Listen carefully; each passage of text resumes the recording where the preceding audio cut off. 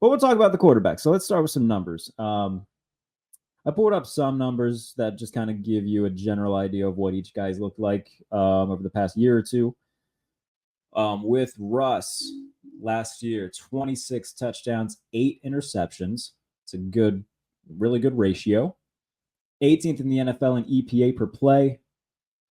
4th in the NFL in passing yards on passes with at least 25 air yards. That's one that we're going to come back to.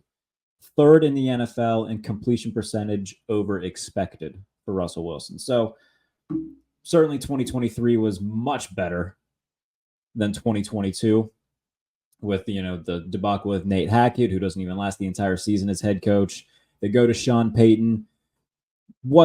Still wasn't a perfect pairing there with Wilson and Payton, but it was certainly an upgrade, and Wilson showed development in the system. With a competent play caller, he had a respectable season. But being 4th in the NFL in passing yards on passes with at least 25 air yards, that's not a Sean Payton offense. That's not what the Sean Payton offense does.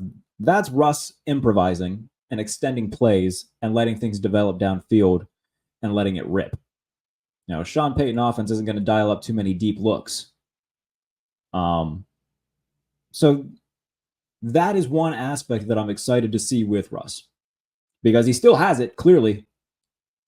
Like, him chucking it, it's still a pretty safe idea, and it worked a lot last year for the Broncos.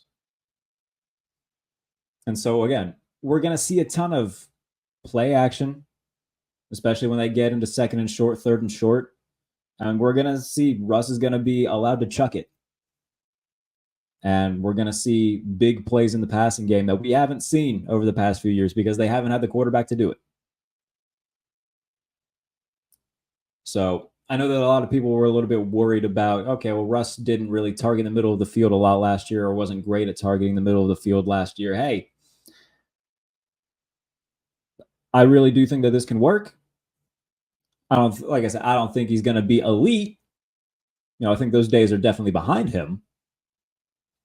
But I think that an offense that doesn't ask him to be the end-all, be-all, but he's not quite a passenger either. They need him to steer the wheel every once in a while, and they're going to let him have opportunities to launch it downfield to Pickens. They're going to have Roman Wilson do exactly what he did at Michigan and come on those crossers off play action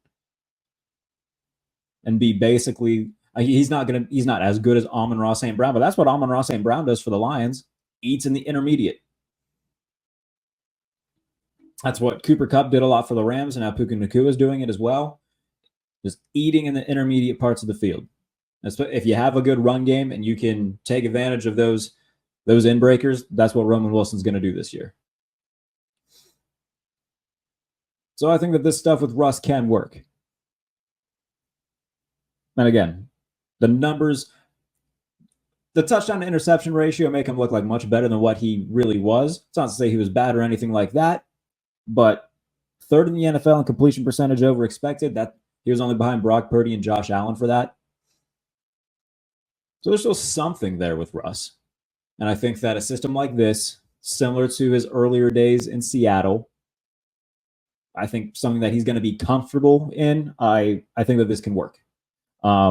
In terms of Justin Fields, that's a whole other element that can work as well, but for different reasons.